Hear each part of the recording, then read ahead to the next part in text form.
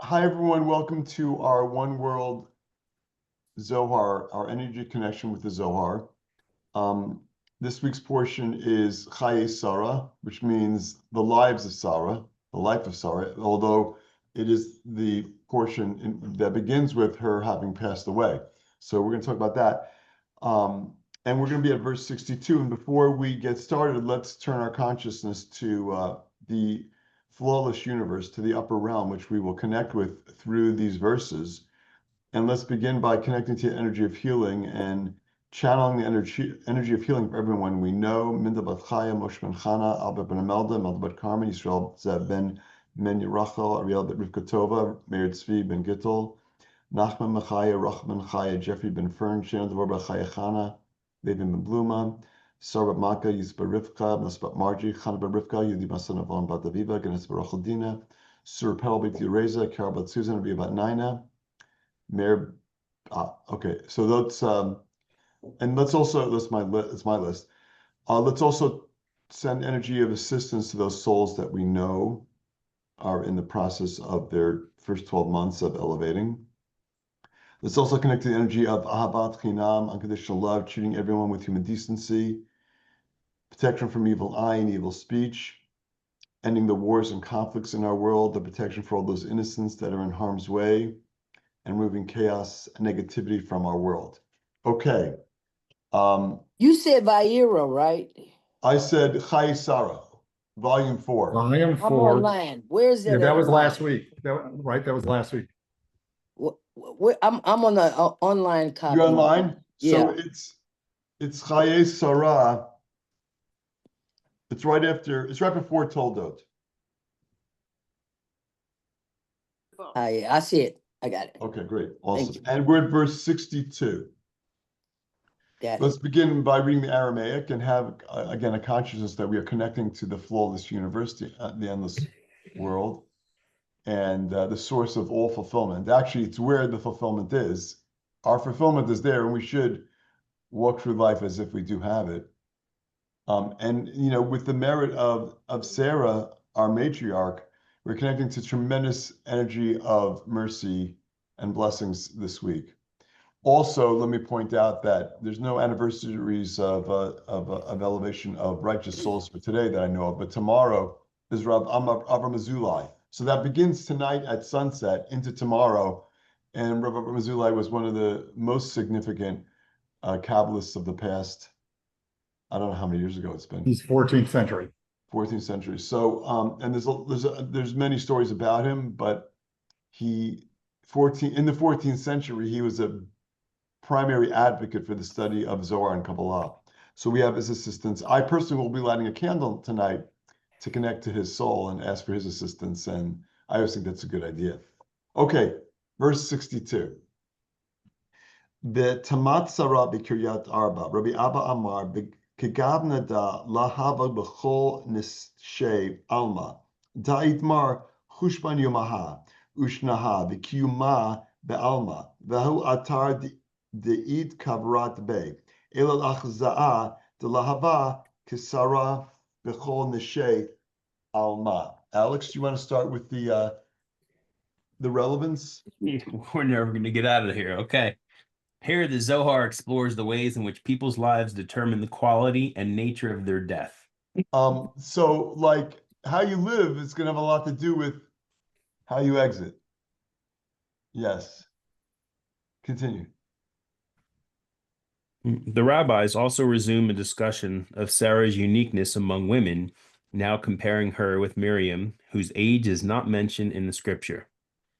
Associated with water, Miriam's death is emblematic of the ancient sins of the children of Israel.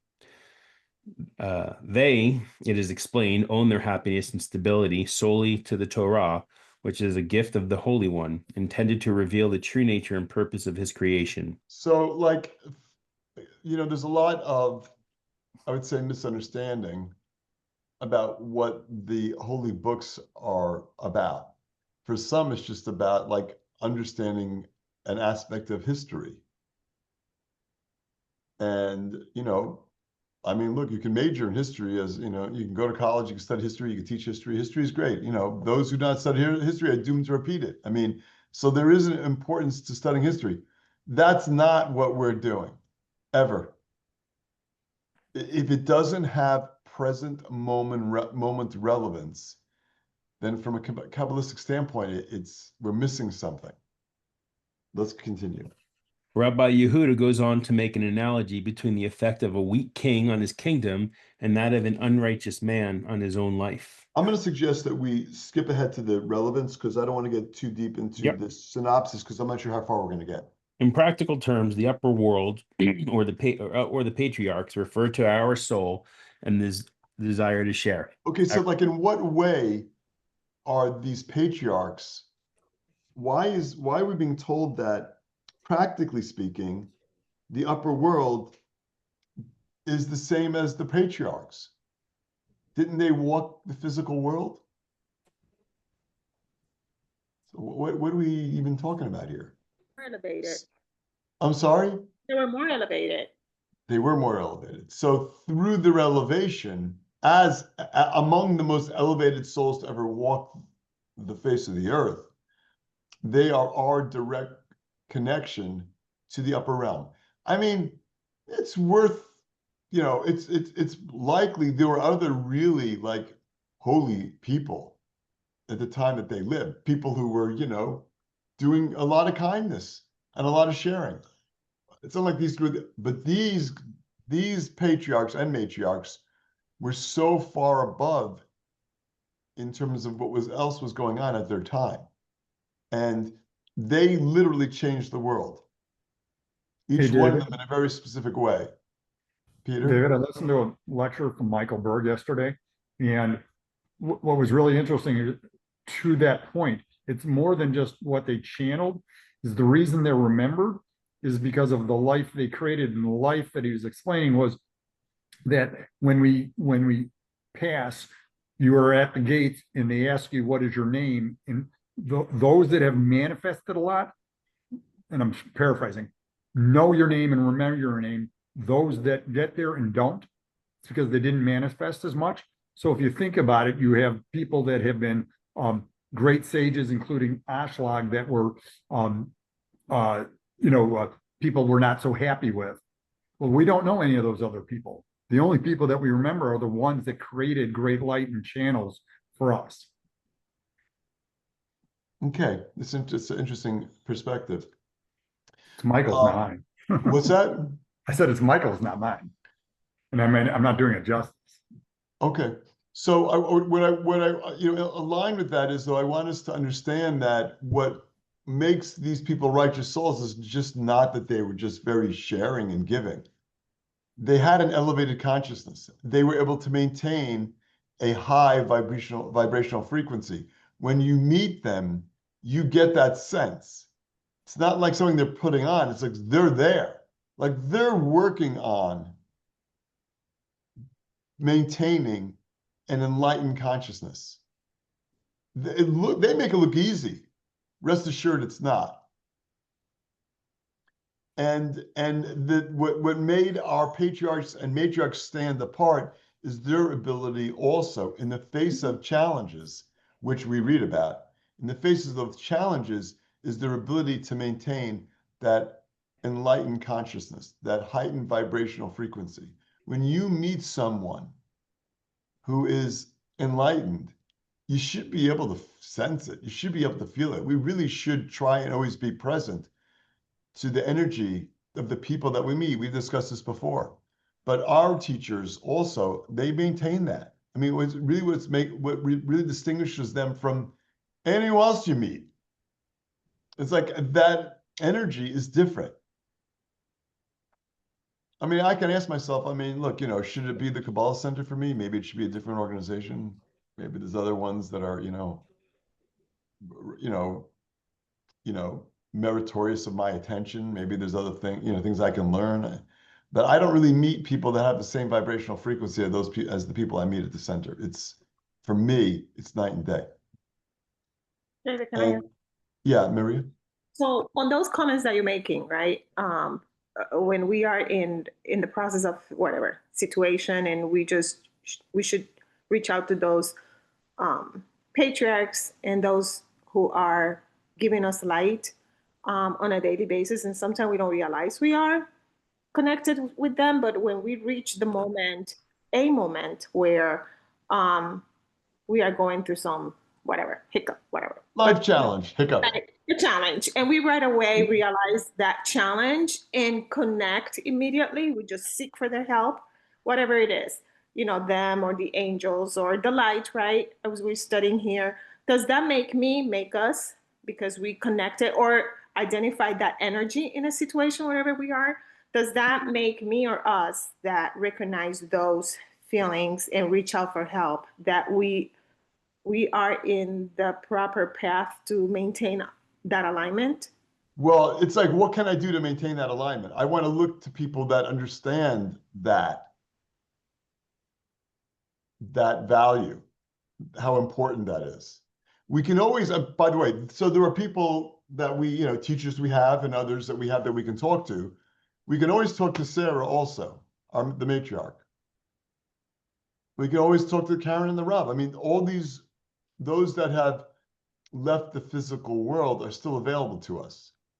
So it's really a combination of those and those who are still here that, you know, we want to rely. We always want to have someone to go to that we can really talk about when we're processing a challenge. You know, we're not supposed to be doing it alone. Although it's not easy to share that. It's not only is it not easy to share that, but we're blind to it. So one of the things that I woke up to this week, I'm laughing, but it's not funny. One of the things I woke up to this week is like, I have a tendency to, I'm very analytical. So I have a tendency when confronted, I don't know if you've noticed, I have a tendency when I'm confronted with a life challenge to go right to an analytical place and try and figure it out. I mean, it's a strength of mine, figuring stuff out. So like, but the problem is that I'm not really, I'm in my head and not in my heart. I mean, I'm not the only one that suffers from this. It's pretty It's a common. Cancerian No, you're thing, not. But like, Number of people do that. yeah. Right? So like, but I'm not even aware of it. I'm sharing it because it's something that I became more, I mean, I've always been somewhat aware of it, but I became more aware of it this week. And That's your dealing with this, masculine energy. it could be masculine energy. That's not helping me. No, it is. But you know, it's logic. It's logic. You know, Yes, it's like, that yeah, if you want to masculine share, energy is logic, right? yeah, if you want to vent, I'm gonna probably try and help you fix it, which is not necessarily what you want. Oh, that's so Libra. So, but the point I want to make is like, so I was confronted with a very specific relationship challenge, and keeping all this in mind, I didn't try to fix it. I just shared, like, you know, what I was feeling, and that's not easy. It's not like I can't make myself vulnerable and share what I'm feeling. It's like, I'm not even thinking about that. Like, I go right into protection mode. Well, I'm Cancerian. So like, I'm right away, that crab is like running away, hiding in behind that shell. So we're wired that way to give us the opportunity to grow in that way. So my opportunity is to grow and be more heart-centered. And that's really all I need to do. Now, the thing is this, okay, but there's a challenge out there and it's not changing. And I don't know how to change it. I don't even see a path through it. I don't see I mean, we all have challenges.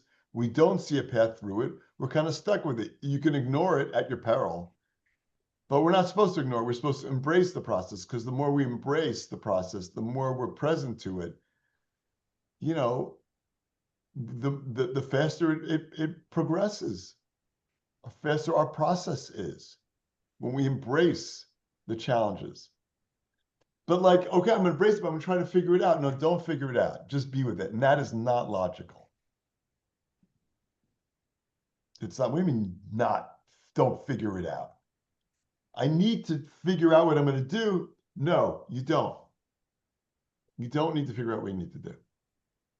You just need to be there and be present to what's going on and be present to what you're feeling. You mean to tell me that if I'm present to what I'm feeling, the opportunities within that challenge will open up? Yes, because that's the only reason why you're having that challenge. It is not logical at all. So that's funny. I was having about an hour ago. It's so wild how the creator works. About an hour ago, I'm in the car and I'm like, God, I got all of this stuff on my plate and this needed, and I don't know how any of this is going to be done. And a little voice said, it ain't your business. The creator got it. I was like, okay, huh? And then I was like, but I was like, why you need to know the ending, right? Enjoy the journey to it. As scary as it feels, I know God got it. You know, I know Hashem has whatever it is. So when you said that, it was like solidifying the conversation that I was having with me and the creator in the car and I had to check myself and say, what are you feeling? You know, I was feeling fearful. Right. You That's know, important. I you just know, need to feel that fear. I yeah. need to be with that fear. I Now, didn't like it though. I don't like it either. It's like, I'd rather, I'll be okay. No, I'm not okay. I'm pretty not okay, actually. And I need to be able to be okay being not okay. I need to be with that. We all need to be with that. So how does it relate to what's going on this week in the section in particular that we're reading? So Sarah dies. When did she die? What precipitated her death? Well, last week, Abraham took their only son, Isaac, and brought him up to the mountain to sacrifice him. It's like a 3-day journey. So, I mean, did Sarah know about that? Abraham didn't tell her. How did she know? Because the Satan told her. The opponent whispered in his ear, Abraham is sacrificing your son, your only son. And with that, as our teachers tell us, she passed away. Wait, but did she offered herself up in place of Isaac? I don't know. Not in this version of the story. So Abraham comes home. It's not like he got a text message. Abraham comes home to find out that Sarah has passed away. And he moves right into the mode of finding a burial spot for her. And that's a huge part of this week's reading. And it's hugely significant. And I would have studied that section, but I'm pretty sure we did it last year. So we went to something else. But it is about her passing. And the thing that I want to share, and this goes, this is a really important point, and it relates directly to Avram Azulai, whose anniversary revelation is tonight, and also relates to the Rav and Karen. These are souls that have passed, but are more available to us now, including the soul of Sarah. So when we look for guidance, those are channels that are available to us. And part of what is the opportunity that we have this week is to connect to the soul of Sarah.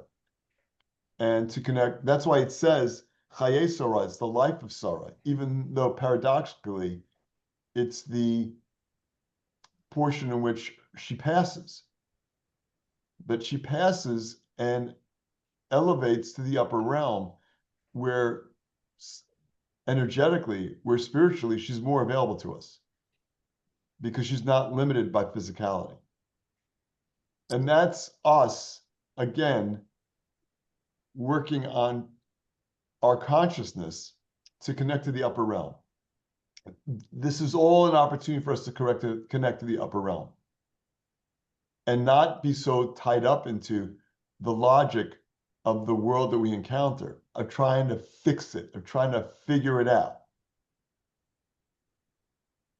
That is using the illusion of physicality to solve life challenges.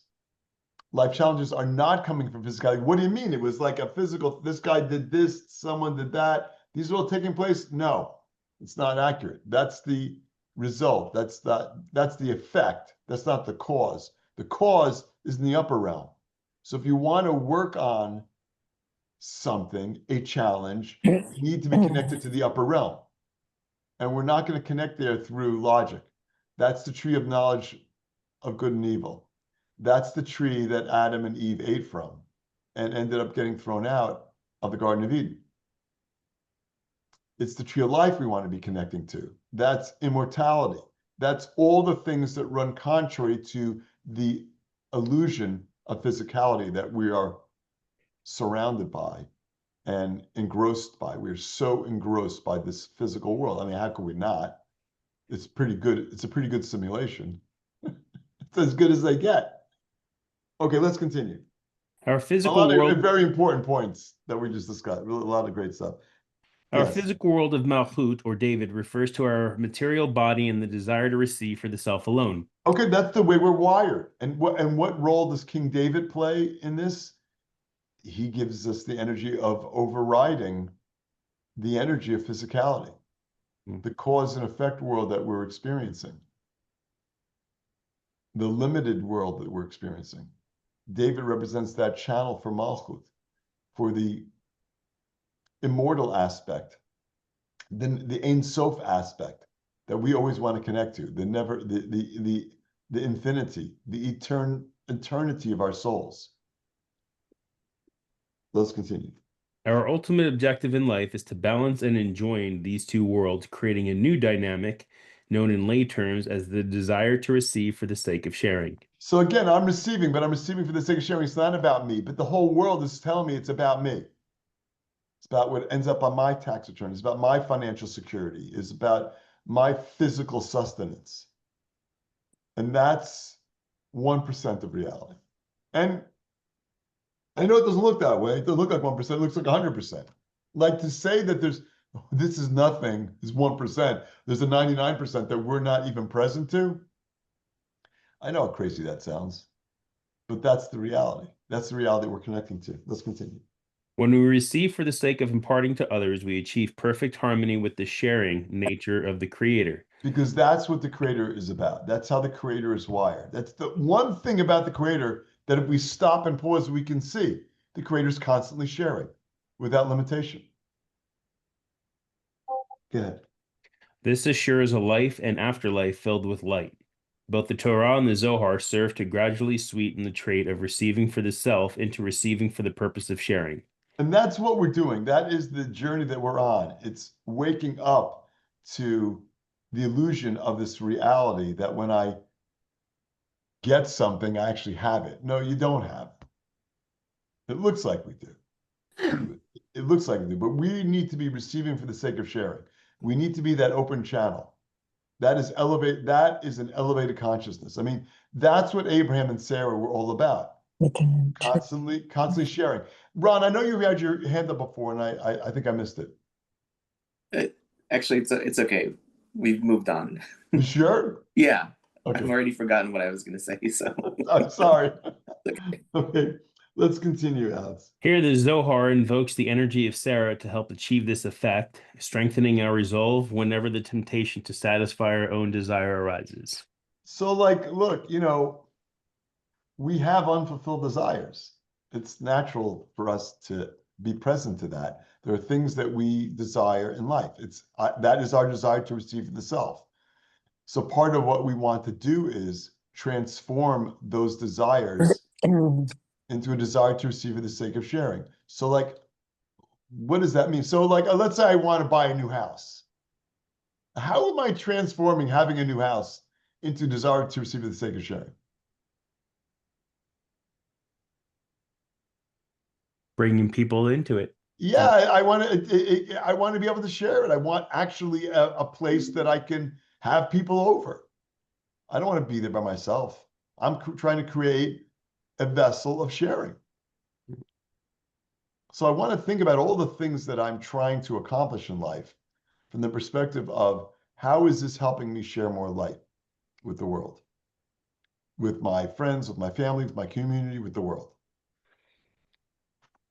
Okay, Alex, can you read the English to 62? Yep. And Sarah died in Kiryat Arba, Rabbi Abba noted that of all the women in the world, only for Sarah are the number of her days and years and the time of her life in the world mentioned, as well as the place in which she was buried. This shows that there was no other woman in the world like Sarah. So it says, as I recall, she lived 100 year, 20, and 7 years.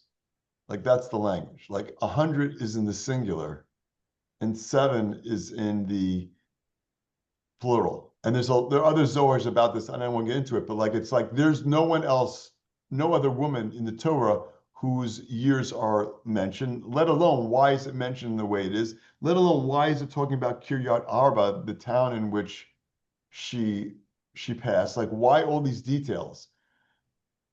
Because the Torah is letting us know, the Creator's letting us know that she was unlike any other woman who ever existed. And we don't know a lot about her. There's not a lot of stories about her. She laughed when she was told at the age of whatever that she was going to have a child.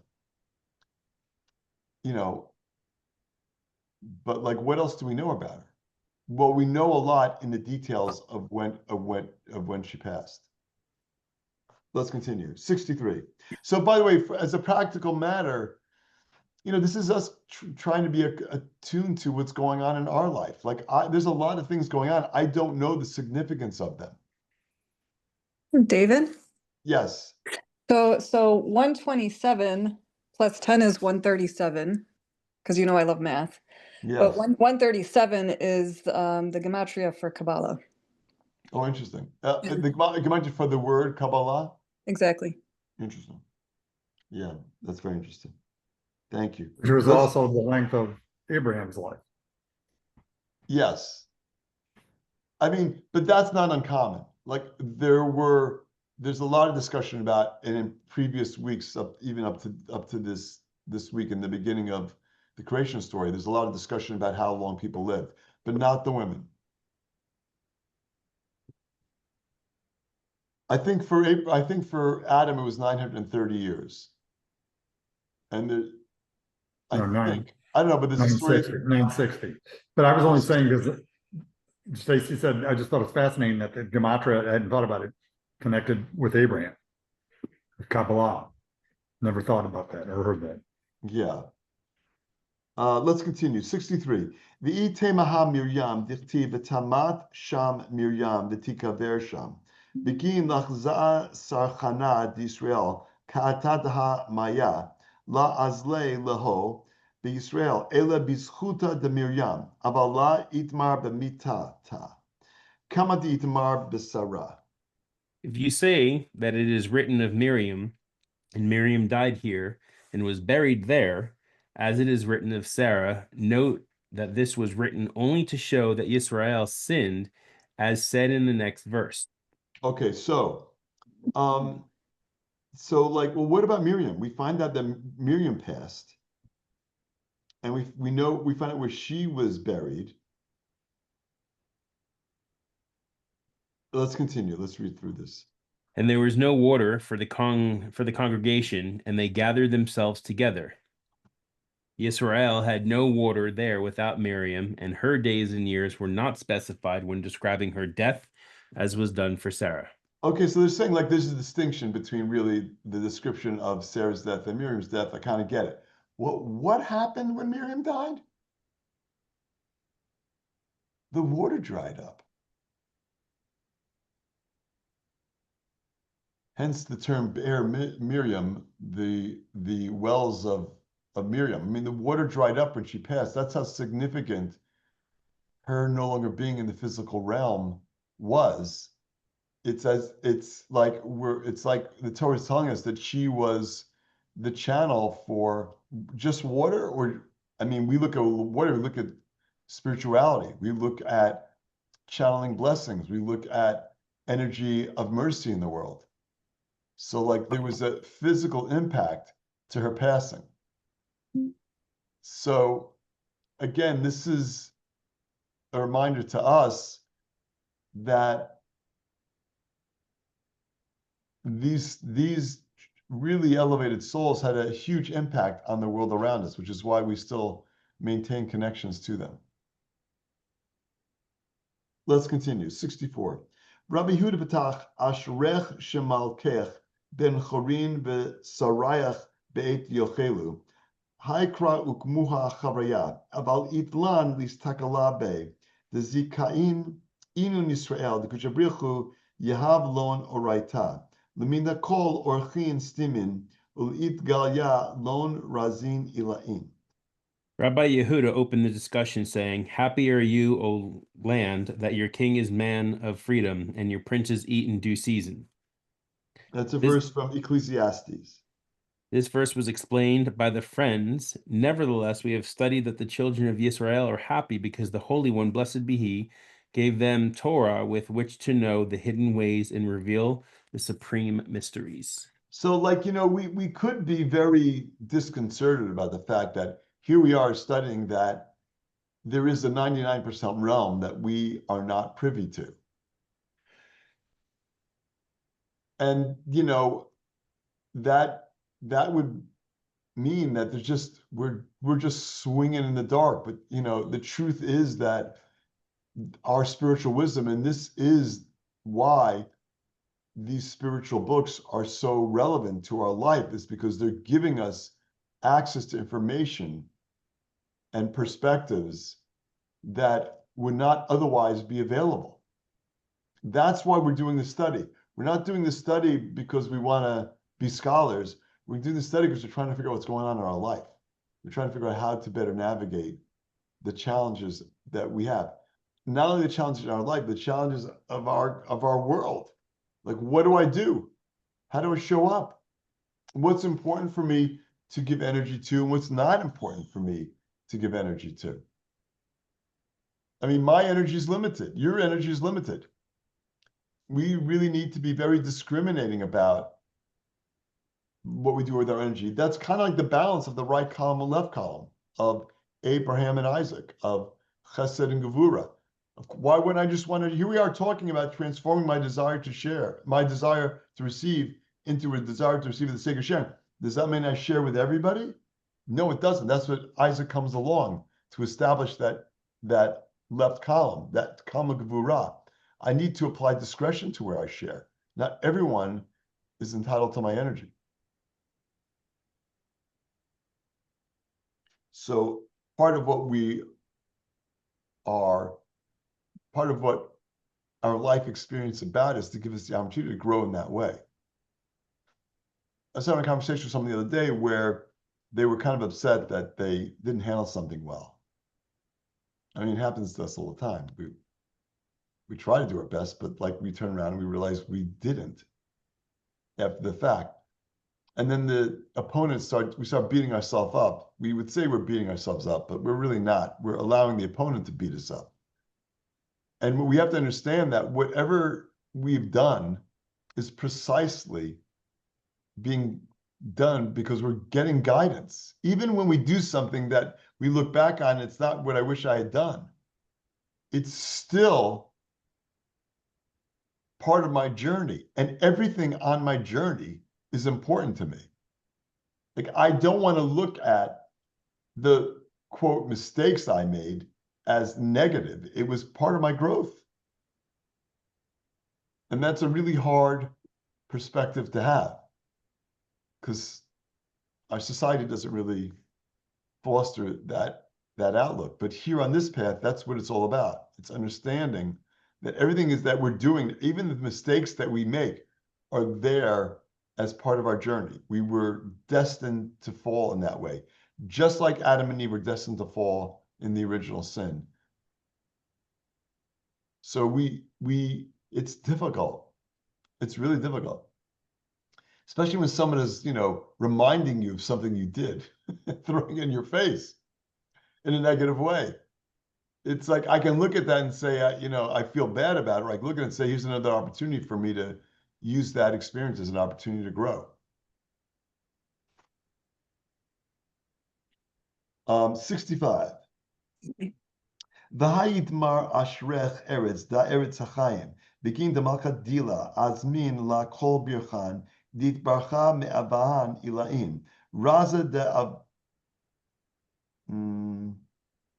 Raza de Vav, the Ihu Kaima Arka Allah Birchan Tadir, the Ihu Ben Chorin, Ben Yovela, Da'apek Avdin L'Cheru, Barada Alma Ila'ad, Da'apek Tadir Kol Chayin, L'Chol Nehiru, L'Chol Meshach Ravut, L'Chola Inged, Hai Bara Bukhra, L'Hai Eretz, Kamada Domer, B'ni B'chori Yisrael, U'Beginkach Ashrech Eretz.